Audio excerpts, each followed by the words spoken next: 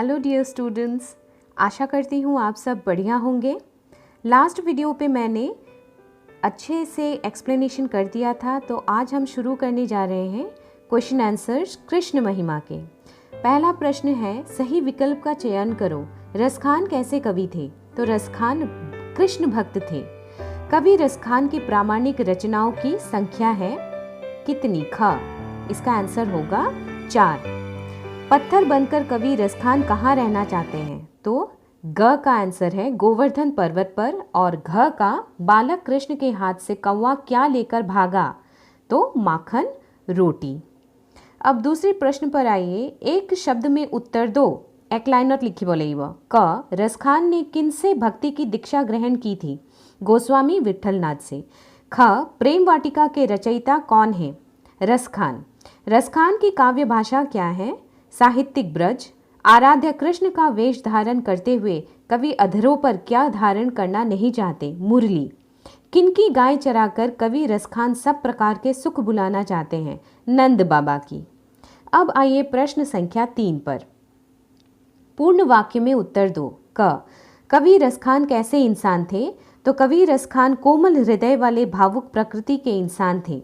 कवि रसखान किस स्थिति में गोपियों के कृष्ण प्रेम से अभिभूत हुए थे? तो कवि रसखान गोपियों की मुरलीधर की मुरली अपने होंठ से लगाने के सिवाय सब कुछ मान लेने की परिस्थिति में कृष्ण प्रेम से अभिभूत हुए थे। ग, कवि रसखान ने अपनी रचनाओं में किन छंदों का अधिक प्रयोग किया है? तो कवि रसखान ने अपनी रचनाओं में सवैया छंद का अधिक प्रयोग किया है। ख, घ, मनुष्य के रूप में कवि रसखान कहाँ बसना चाहते हैं? मनुष्य के रूप में कवि रसखान ब्रज के गोकुल गांव में बसना चाहते हैं। मैंने सिर्फ उत्तर लिखा है, आप लोग प्रश्न भी लिखिएगा। लास्ट क्वेश्चन, किन वस्तुओं पर कवि रसखान तीनों लोगों का राज न्यौछावर करने को प्रस्तुत हैं? कृष्ण की छड़ी और कंबल मिलने पर, डरा तो टलर बिंदुआटा हो बोले, छड़ी मिलने पर वे अपना सब कुछ न्यौछावर करने को तैयार हैं। एटिया क्वेश्चन नंबर 4 ओले अति संक्षिप्त उत्तर दो, माने 25 वर्ड्स और भीतरत। क, कवि का नाम रसखान किस प्रकार पूर्णतः सार्थक बन पड़ता है? भावुक हृदय से। उत्तर, भावुक हृदय से बनी उनकी रचनाओं में भक्ति रस, प्रेम रस और काव्य रस भरपूर विद्यमान है, अतः कवि का नाम रसखान पूर्ण रूप से सार्थक बन पड़ा है। ख, जो खग हो तो बसेरो करो, मिली कालिंदी कुल कदम्ब की डारन का आशय स्पष्ट करो। इस पंक्ति का आशय है, अगर मेरा जन्म पक्षी के रूप में हो तो यमुना नदी के किनारे स्थित कदम की डाल पर हो।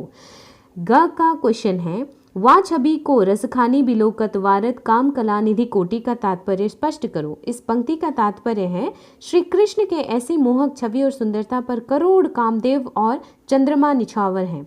घ, भावो वो ही मेरे रसखानी, सा तेरे कहे सब स्वांग भरोगी का आशय स्पष्ट करो। इस पंक्ति का भाव है, रसखान जी गोपी के रूप में श्री कृष्ण से कहते हैं, आप मेरे आराध्य हैं और मुझे आपसे लगाव है, इसलिए आप मुझे जो रूप धारण करने बोलोगे मैं वही रूप धारण करूँगी। गतिके आज इमानলৈকে क्वेश्चन आंसर्स दिलो। नेक्स्ट मैं সোনকালে আপলোড কৰি দিম क्वेश्चन नंबर 5 পৰা বাকিখিনি। नेक्स्ट पार्टत যাব, पार्ट 3 তোমালোকে চাবলৈ নাপাহৰিবা আৰু মোৰ চেনেলটো সাবস্ক্ৰাইব কৰি ল'বা, তেতিয়া সোনকালে ভিডিঅ'সমূহ তোমালোকে পাই যাবা।